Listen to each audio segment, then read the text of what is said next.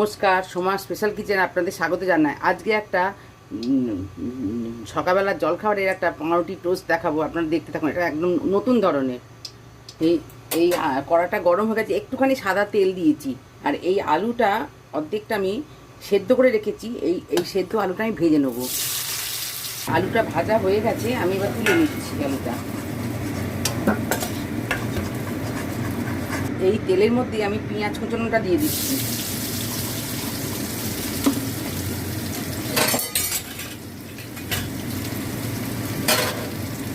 গাজর, ক্যাপসিকাম আর কাঁচা লঙ্কা এগুলো দিয়ে দিচ্ছি। সব একসঙ্গে আমি ভেজে নেবো।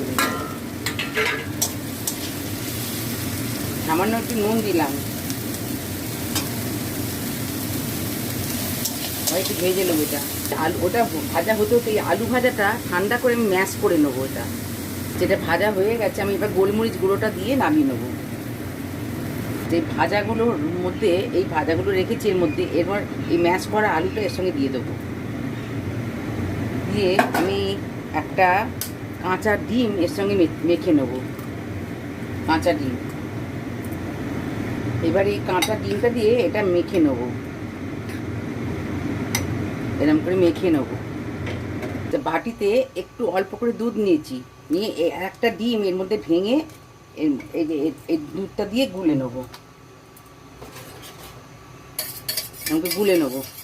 এবার আমি এই পাউরুটির মধ্যে স্টাফিংটা লাগাবো। এরকম করে পুরোটা লাগিয়ে নিতে হবে।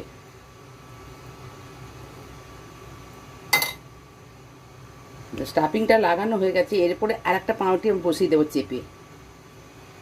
প্যানেতে আমি একটু বাটার দিলাম, দিয়ে এই ডিমের গোলাতে এই যে ডিমটা আর দুধটা গুলেছিলাম এর মধ্যে পাউরুটিটা বসিয়ে দেবো। দিয়ে এরম করে ভেজে নেবো। ব্যাস এইরকম করে ভেজে নেবো। স্টাফিংটা পাউরুটিতে লাগিয়ে নিচ্ছি, নিয়ে এই পাউরুটিটা এরম করে বসিয়ে দেবো। দিয়ে এরম করে সবগুলো করে নেবো। আচ্ছা, এই এক পিঠটা ভাজা হয়ে গেছে, আমরা এই পিঠটা দিয়ে দেবো। এই দেখুন কী সুন্দর হয়েছে দেখুন। আচ্ছা, এটা ভাজা হয়ে গেছে, আমি তুলে নিচ্ছি। এরকম করে আমি সবগুলো ভেজে নেবো। আর একটা দেখাচ্ছি, এই যে এরকম করে দিয়ে এরকম ডুবিয়ে তুলে নেবো।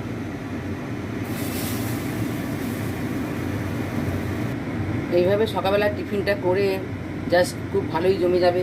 আপনারা করে খেয়ে কমেন্টে জানাবেন। আজকের মতন এই পর্যন্ত। আপনারা লাইক, সাবস্ক্রাইব, শেয়ার করবেন। নমস্কার।